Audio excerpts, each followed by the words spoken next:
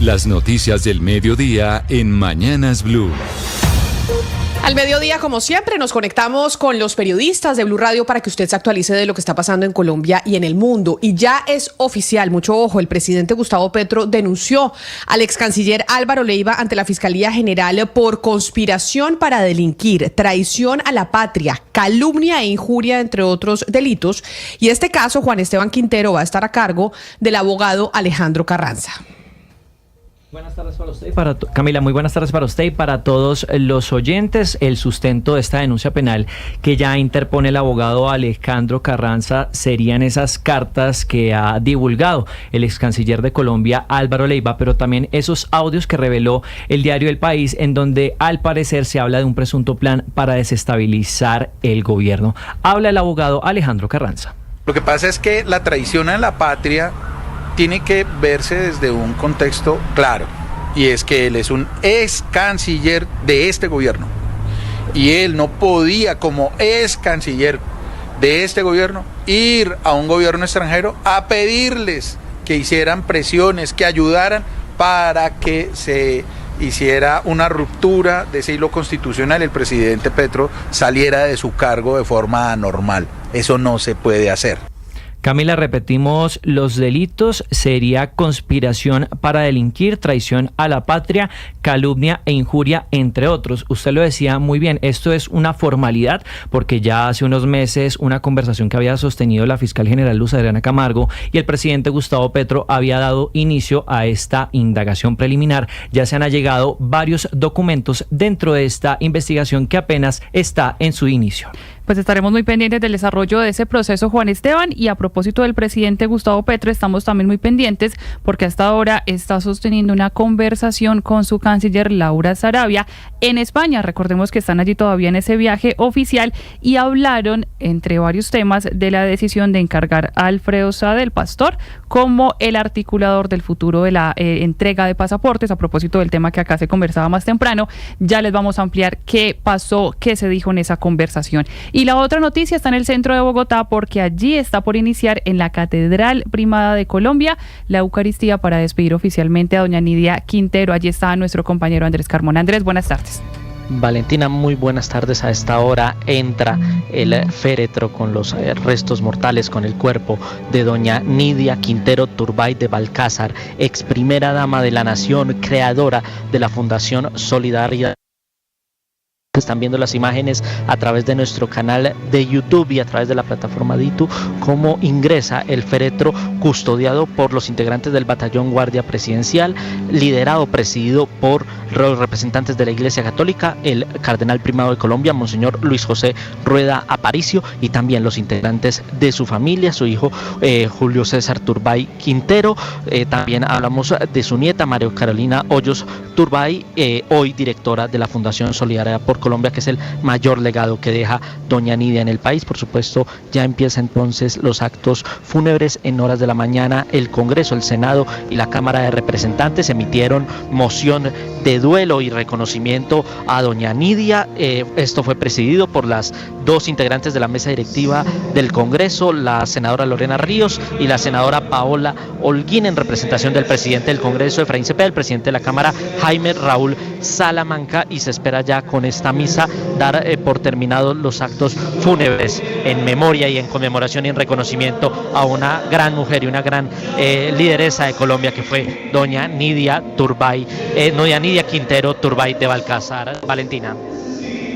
Gracias, Andrés. Ahí veíamos entonces, para quienes están con nosotros a través de nuestro canal de YouTube de Blue Radio en vivo, las imágenes de la Catedral Primada, en donde se lleva a cabo la misa en honor a doña Nidia Quintero Turbay. En otras noticias, la Defensoría del Pueblo está insistiendo en que se tome en cuenta las alertas tempranas que emite esa entidad, porque podrían evitar un desenlace fatal como el de los 8 líderes cristianos que fueron encontrados en una fosa común. Cristian Correa. Camila, mire, uno de los puntos más alarmantes revelados también por la Defensoría del Pueblo tiene que ver con la situación de los pueblos indígenas Nucac y Yu, que enfrentan, según esta entidad, un riesgo alto de extinción física y cultural debido al desplazamiento forzado del que están siendo víctimas y de otras formas de violencia. La defensora del pueblo, Iris Marín, advierte que han recibido información sobre casos de violencia sexual sistemática contra mujeres y niñas indígenas de estas comunidades. Hemos recibido información sobre casos de violencia y explotación sexual persistente contra ellas y hemos coordinado acciones con la Fiscalía, con autoridades del Gobierno Nacional y Territorial para que se tomen medidas urgentes y estructurales de protección efectiva de conformidad con el seguimiento hecho por la Corte Constitucional. Cobra más importancia tomar en cuenta estas alertas tempranas porque recordemos que la Defensoría del Pueblo ya había advertido de la difícil situación en esta zona del Guaviare y del escalamiento de la violencia desde enero de este año 2025. Y donde también hay preocupación, Cristian, por la presencia de las disidencias es en el departamento del Huila. Allí están alertando por el aumento de reclutamiento de menores por parte de este grupo ilegal. Han identificado al menos 27 casos en los últimos meses. Silvia Lorena Artunduaga.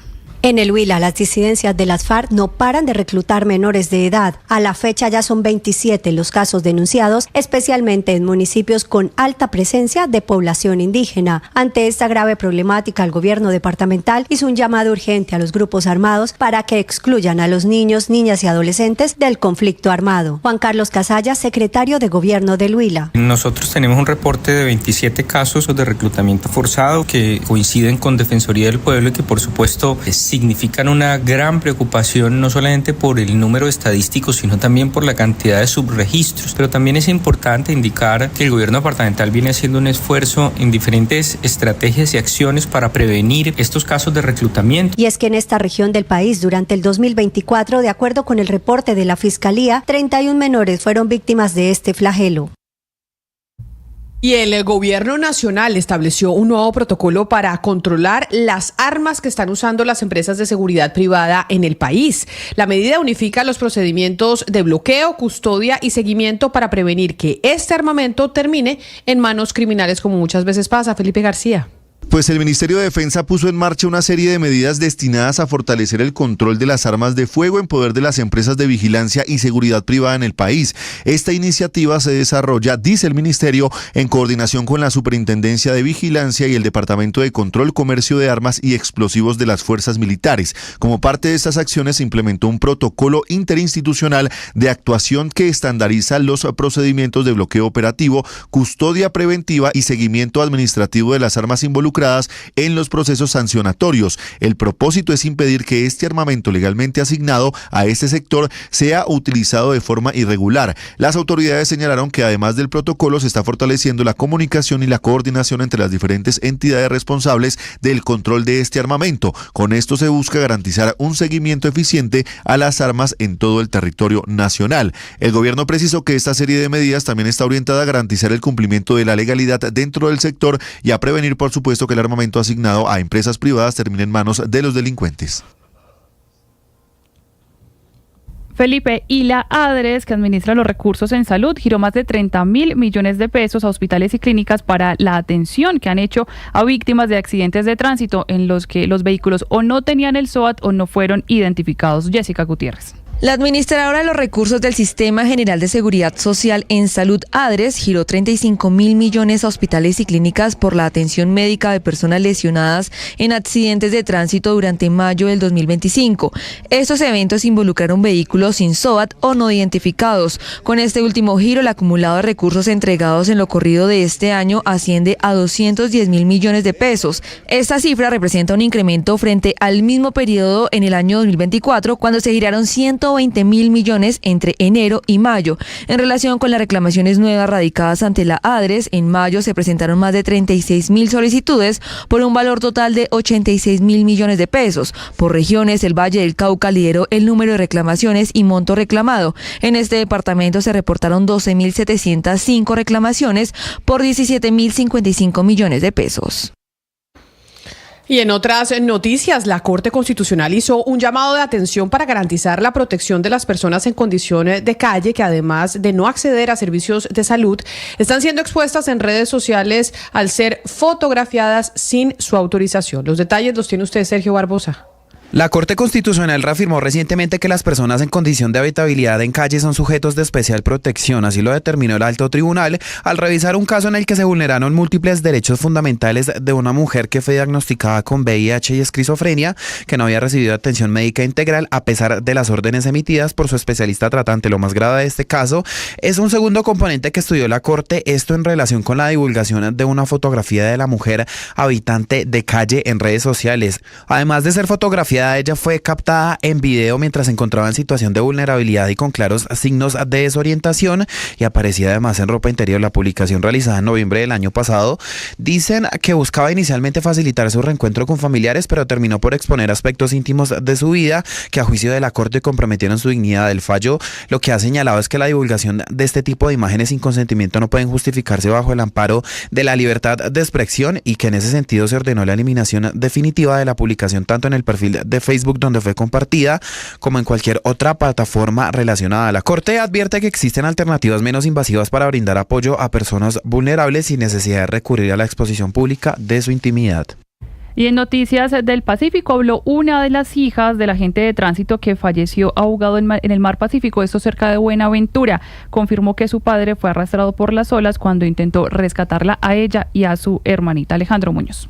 Luego del trágico suceso ocurrido en un sector de La Barra en Buenaventura Valle, que dejó muerto a un hombre quien, por salvar la vida de sus dos hijas, se ahogó en aguas del Océano Pacífico. En las últimas horas habló Michelle Echeverry, una de las hijas de 17 años, y narró los angustiantes momentos que vivió junto a su padre debajo del agua. Todos estábamos disfrutando de las olas en la playa. En realidad no sabíamos ya que las olas nos habían arrastrado un poco lejos de la orilla. Mi hermana y mi padre estaban agarrados de la mano. Los dos intentaron nadar por debajo, no se pudo, las olas eran demasiado fuertes. Mi hermana dice que ella salió, se desprendió del brazo de mi papá porque ya se estaba quedando sin aire, se impulsó de los hombros de él para poder así flotar. Ella dice que empezó a flotar y ahí fue que llegaron a auxiliarnos rápido unas personas y se metieron a sacar a mi hermana. También manifestó que a pesar de los esfuerzos de la comunidad que estaba en el sitio, su padre no pudo ser salvado. El hombre, quien se desempeñaba como agente de tránsito en Jumbo, fue recibido con honores en su municipio, mientras las autoridades de gestión de riesgo en Buenaventura implementan medidas estrictas para evitar que los turistas estén en lugares de alto riesgo en el mar.